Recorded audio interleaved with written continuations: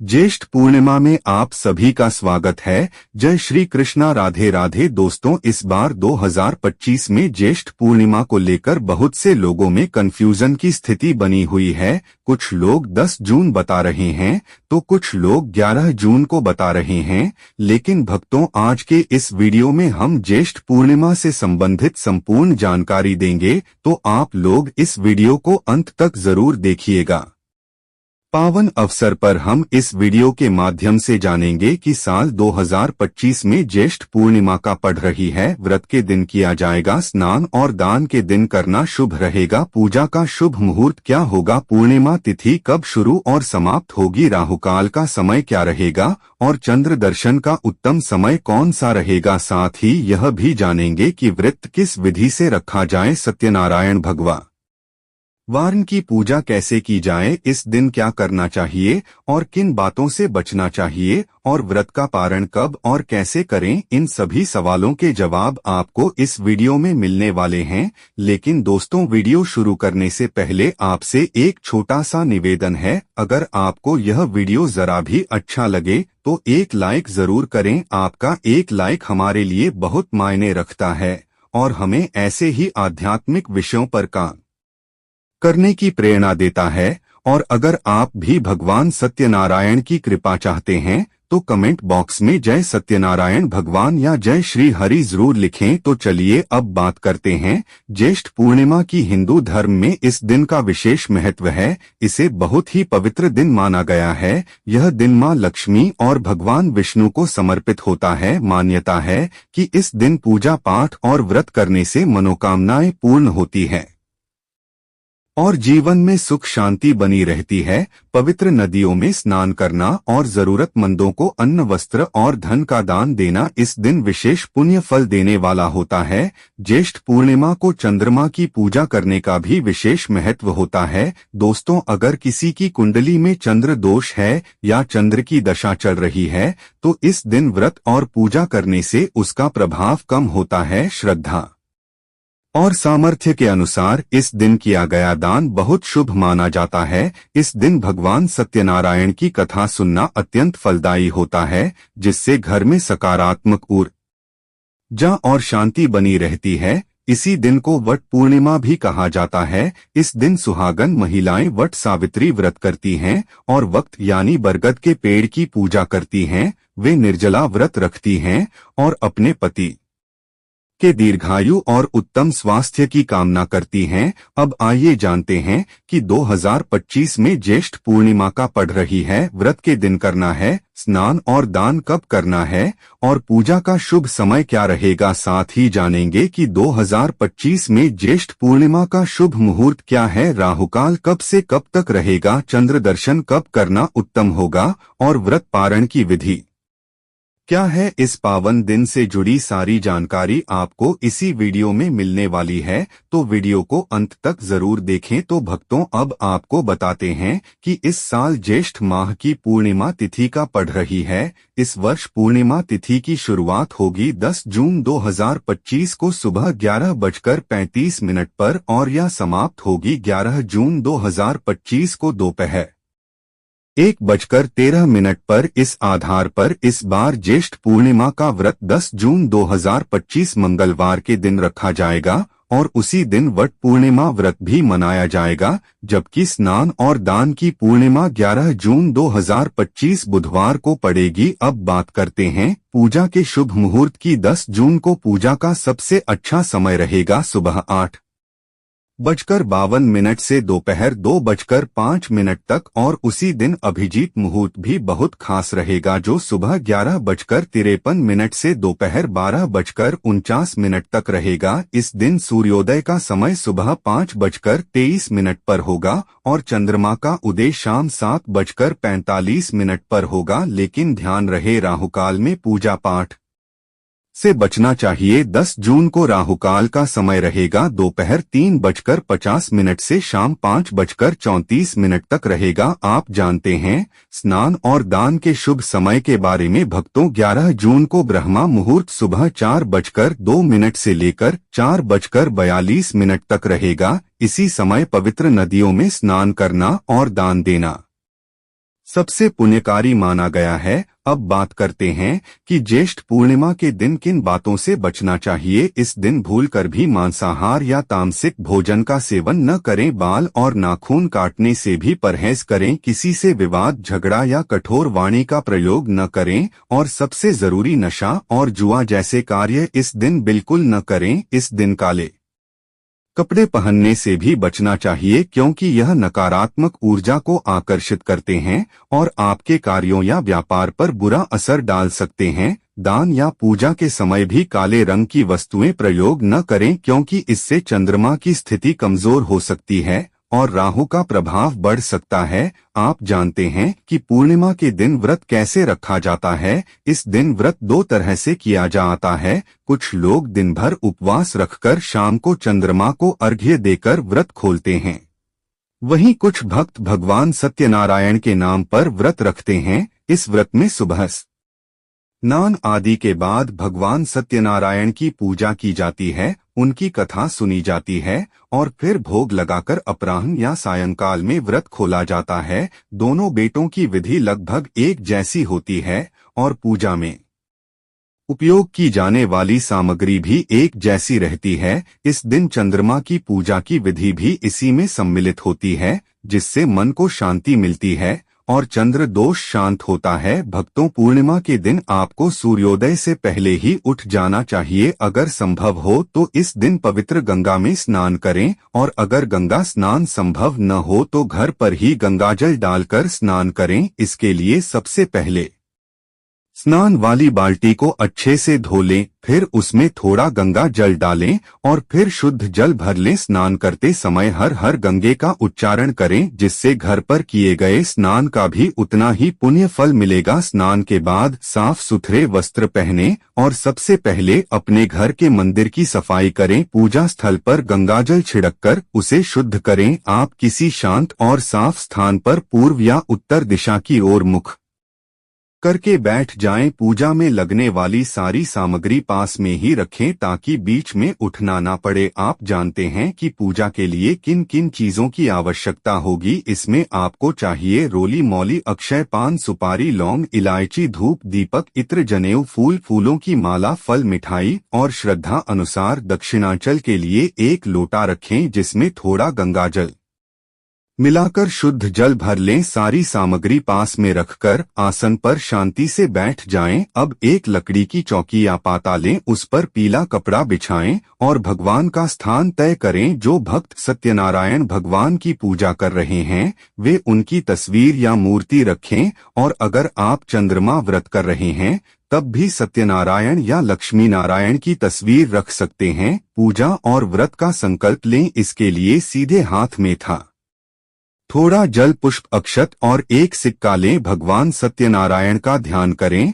और अपना नाम, गोत्र, स्थान, मकान नंबर और शहर का नाम लेते हुए भगवान से प्रार्थना करें कि यह व्रत और पूजा बिना किसी विघ्न के पूर्ण हो। जो भी मनोकामना है वह भी भगवान के सामने कहे। इसके बाद संकल्प की वस्तुएं भगवान के चरणों में अर्पित करें। पूजा आरंभ करें। सबसे पहले भगवान गणेश का ध्यान करें, फिर सत्यनारायण भगवान का स्मरण करें और निवेदन करें कि वे आपकी पूजा को स्वीकार करें। भगवान को जल अर्पित करें, फिर उन्हें पंचामृत से स्नान कराएं। पंचामृत बनाने के लिए कच्चा दूध, दही, घी, शहद और शक्कर मिलाएं। अगर आपके पास धातु की मूर्ति है तो उसे सीधे पंचामृत से स्नान कराएं और अगर केवल तस्वीर है तो एक फूल लें, उसमें पंचामृत लगाकर भगवान को अर्पित करें। इसके बाद साफ जल से फिर से स्नान कराएं। भगवान को वस्त्र अर्पित करें जो मौली का छोटा टुकड़ा हो सकता है। फिर जनेऊ चढ़ाएं। जनेऊ पर पहले रोली लगाकर तिलक करें और फिर उसे भगवान को अर्पित करें। अब एक शुद्ध घी का दीपक जलाएं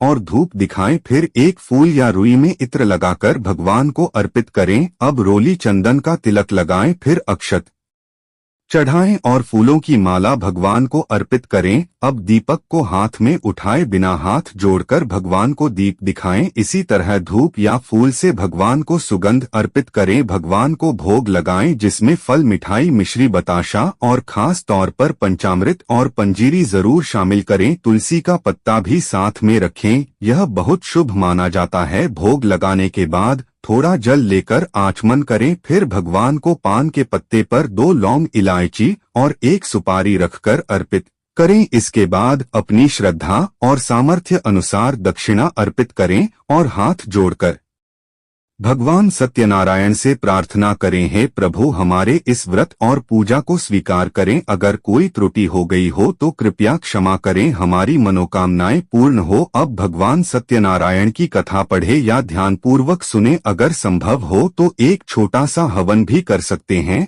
आप भगवान की आरती करें और पूरे विधि विधान से पूजा संपन्न करें। इसके बाद सभी को प्रसाद बांटें और अंत में स्वयं प्रसाद ले। ध्यान रखें, प्रसाद पहले लें, उसके बाद ही भोजन करें। यही पूजा की संपूर्णता मानी जाती है। आप जानते हैं कि व्रत किस दिन रखा जाएगा और पूजा का शुभ समय क्या रहेगा, लेकिन इससे पहले एक बहुत जरूरी बात समझ लेते हैं कि चंद्रमा को अर्घ्य देने की विधि और पूजन कैसे करना है। जब शाम को चंद्रमा का उदय हो तब उन्हें अर्घ्य देना होता है। इसके लिए 1 लोटे में शुद्ध जल लें, उसमें थोड़ा कच्चा दूध मिलाएं, कुछ पुष्प डालें और थोड़े से अक्षत भी मिला। अब इस जल को दोनों हाथों से चंद्रमा की ओर अर्पित करें और साथ ही ओम चंद्राय नमः मंत्र का जाप करते हुए अर्घ्य दें। इसके बाद चंद्रमा को धूप और दीप से पूजन करें और सफेद मिठाई का भोग लगाएं। फिर हाथ जोड़कर चंद्रदेव से अपने परिवार की सुख शांति और समृद्धि की प्रार्थना करें। चंद्र पूजन के बाद आपका व्रत पूर्ण हो जाता है और अब आप व्रत का पारण करें। ध्यान रहे, पहले भगवान को अर्पित प्रसाद ग्रहण करें, फिर ही फलाहार या सात्विक भोजन कर। पूर्णिमा के दिन चंद्र देव से जुड़ी चीजों का दान करना भी बहुत शुभ माना गया है। अब इस वीडियो में हम आपको बताने जा रहे हैं स्नान और दान से जुड़ी पूरी विधि। पूर्णिमा के दिन की 5 ऐसी गलतियां जो आपको भूलकर भी नहीं करनी चाहिए और साथ ही यह भी जानेंगे कि इस दिन क्या खाना चाहिए और क्या नहीं था कि परिवार पर किसी भी देश का असर न पड़े। इसके अलावा ज्येष्ठ पूर्णिमा के दिन किए जाने वाले 4 से 5 विशेष उपाय भी हम आपको आएंगे और यह भी बताएंगे कि इस दिन किन बातों का ध्यान रखना जरूरी है। साथ ही इस महीने ऐसे कौन से 5 काम है जिनसे आपको बचना चाहिए। ये सारी जरूरी जानकारी आपको इसी एक वीडियो में मिलेगी और यकीन मानिए वीडियो देखने के बाद आपको किसी और जानकारी की जरूरत नहीं पड़ेगी। तो चलिए दोस्तों, अब हम वीडियो में आगे बढ़ते हैं। अगर आप भी चाहते हैं कि माता रानी का आशीर्वाद जीवन भर आप पर बना रहे तो वीडियो को एक लाइक जरूर करें, चैनल को सब्सक्राइब करना ना भूलें और कमेंट बॉक्स में जय माता लक्ष्मी या जय हरि विष्णु जरूर लिखें। साथ ही स्नान दान पूर्णिमा के इस अत्यंत पावन दिन कुछ विशेष उपाय करके व्यक्ति अपने जन्म जन्मांतर के पाप कर्मों से भी मुक्ति पा सकता है। अगर इस पवित्र माह में आप भगवान की सच्चे मन से पूजा और अर्चना करते हैं तो यकीन मानिए किस्मत रातों रात बदल सकती है। लेकिन जैसे इस महीने भगवान विष्णु और माता लक्ष्मी प्रसन्न होते हैं, उसी तरह कुछ ऐसे 5 कार्य हैं जिन्हें करने से वे अत्यंत क्रोधित हो जाते हैं। धर्मशास्त्रों में कुछ कर्मों को इस दिन विशेष रूप से निषिद्ध बताया गया है। बहुत से लोग इस बात को नहीं जानते कि हमारे जीवन में जो दुख, दर्द, तकलीफ है और परेशानियां आती है, अक्सर हमारे ही द्वारा पिछले जन्म या इस जन्म में किए गए पाप कर्मों का परिणाम होती है, चाहे वह जाने में हुए हो या अनजाने में। इसीलिए भगवान ने हम मनुष्यों के लिए स्नान दान पूर्णिमा जैसे दिव्य दिन बनाए हैं ताकि हम उस दिन सच्चे मन से पुण्य कर्म कर अपने पापों से निवृत्त हो सके। इस दिन भगवान श्री हरि विष्णु और माता लक्ष्मी जी की क्षय भाव और श्रद्धा से पूजा करना न सिर्फ आपके कर्मों का शुद्धिकरण करता है बल्कि आपके परिवार, बच्चों और जीवन की उन्नति का रास्ता भी खोलता है।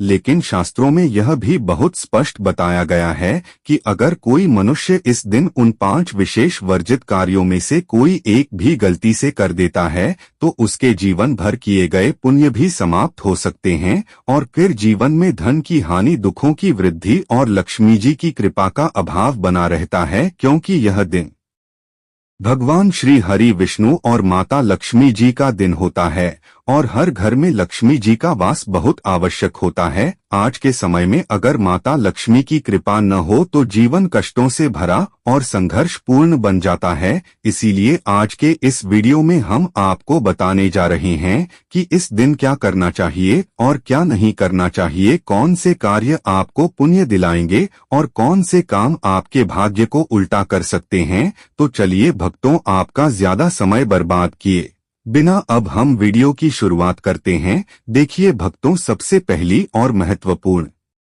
बात यह है कि अगर स्नान दान पूर्णिमा के दिन भगवान आप पर प्रसन्न हो जाएं, तो आप मानकर चलिए कि आपके जीवन का रूपांतरण निश्चित है। आपके जीवन में ऐसा बदलाव आ सकता है जिसे कोई रोक नहीं सकता और ऐसे व्यक्ति को मरणोपरांत बैकुंठ धाम की प्राप्ति होती है। शास्त्रों में भी यह बताया गया है कि इस अत्यंत पुण्यदायी और मंगलकारी दिन पर कुछ ऐसे कार्य हैं जिन्हें करना वर्जित है। अगर कोई व्यक्ति इन कार्यों को करता है तो उसे जीवन में कई प्रकार की कठिनाइयों का सामना करना पड़ सकता है और ये गलतियां भगवान विष्णु की नाराजगी के साथ साथ माता लक्ष्मी की कृपा भी छीन सकती है। तो आइए जानते हैं कि इस पवित्र स्नान दान पूर्णिमा के दिन ऐसे कौन से कार्य हैं जिनसे हमें भूलकर भी बचना चाहिए। भक्तों, सबसे पहला कार्य माता तुलसी से जुड़ा हुआ है। जी हाँ दोस्तों, पूर्णिमा के दिन अगर महिलाएं खुले बालों में तुलसी माता की पूजा करती हैं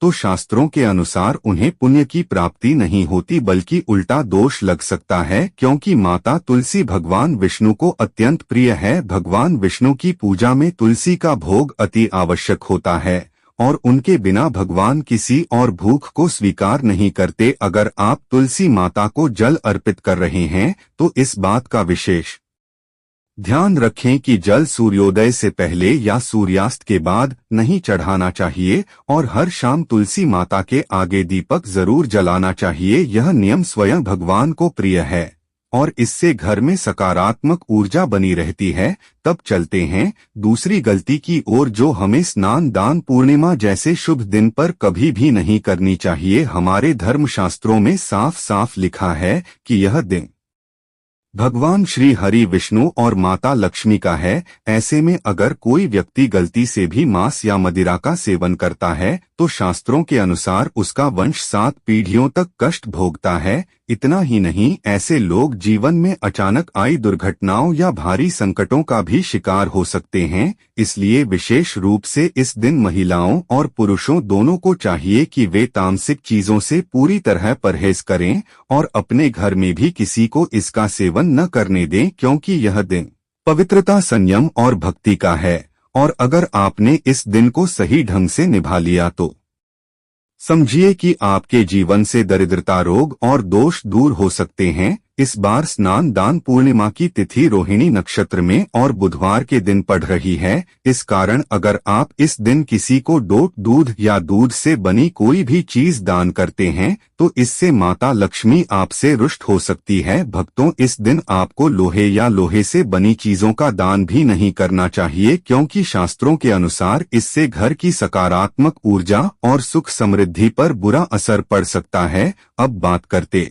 हैं तामसिक चीजों के दान की। तो दोस्तों, इस पावन दिन पर तामसिक वस्तुएं जैसे मांस, मदिरा, प्याज, लहसुन आदि का दान करना तो दूर, इन्हें छूने से भी बचना चाहिए। ऐसा करने से आपकी कुंडली में माता लक्ष्मी और शुक्र ग्रह का बल कमजोर हो जाता है, जिसका सीधा असर आपके वैवाहिक जीवन, सौंदर्य और आर्थिक स्थिति पर पड़ता है। चलिए अब जानते हैं एक और बड़ी भूल के बारे में। इस दिन किसी भी प्रकार का झगड़ा या कलह न करें, चाहे वह दीवार में हो, पति पत्नी के बीच हो या किसी मित्र या पड़ोसी से। ज्येष्ठ पूर्णिमा के दिन कोई भी मतभेद बड़ा संकट खड़ा कर सकता है। इस दिन विशेषकर दाम्पत्य जीवन में प्रेम और तालमेल बनाए रखना बेहद जरूरी है। लेकिन एक जरूरी बात और, ज्येष्ठ पूर्णिमा के दिन पति पत्नी को शारीरिक संबंध बनाने से भी बचना चाहिए। शास्त्रों में कहा गया है कि इस दिन संबंध बनाने से उत्पन्न